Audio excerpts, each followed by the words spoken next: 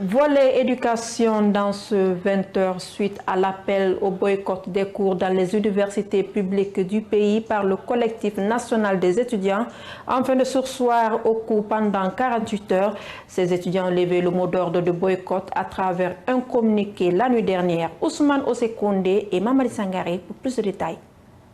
Après un appel aux étudiants de surseoir aux cours dans les institutions d'enseignement supérieur pendant 48 heures, le collectif national des étudiants guinéens ont dans un communiqué levé le boycott des cours dans les universités publiques. Dans cette notification adressée à l'ensemble des étudiants guinéens, il est mentionné que cette décision a été prise suite à une discussion prometteuse et une analyse approfondie de la situation et dans l'intérêt supérieur de tous les étudiants. Puisque nous avons dit de surseoir les cours pendant 48 heures, que ça c'est commencé le mardi. Donc nous supposons que les 48 heures sont écoulées le mercredi à partir de 0 heures.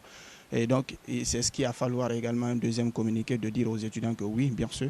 Et ce que nous avons dit en 48 heures de boycott des cours, les 48 heures sont écoulées. Donc il faut lever les, cette arrestation et continuer les cours. Nous avons dit dans notre communiqué que nous serons plus exigeants. Pour nos amis également qui pensent que nous avons délaissé, non, nous avons pris un engagement de 48 heures. Les 48 heures sont écoulées.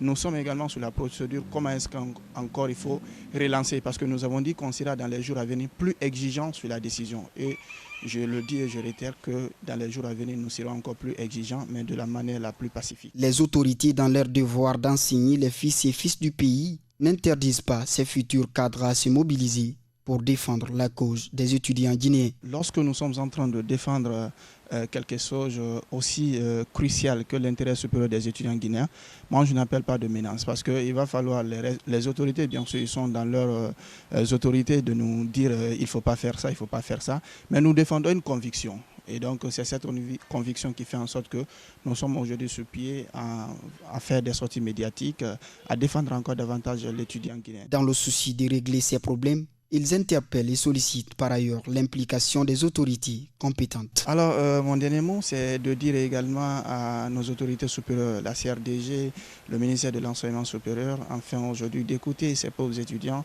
qui sont dans une situation précaire. Nous savons les réformes menées également au sein de ce ministère, on est conscient, mais comme on le dit, les hommes bien réfléchis disent souvent, tout ce qui est fait sans moi, c'est contre moi.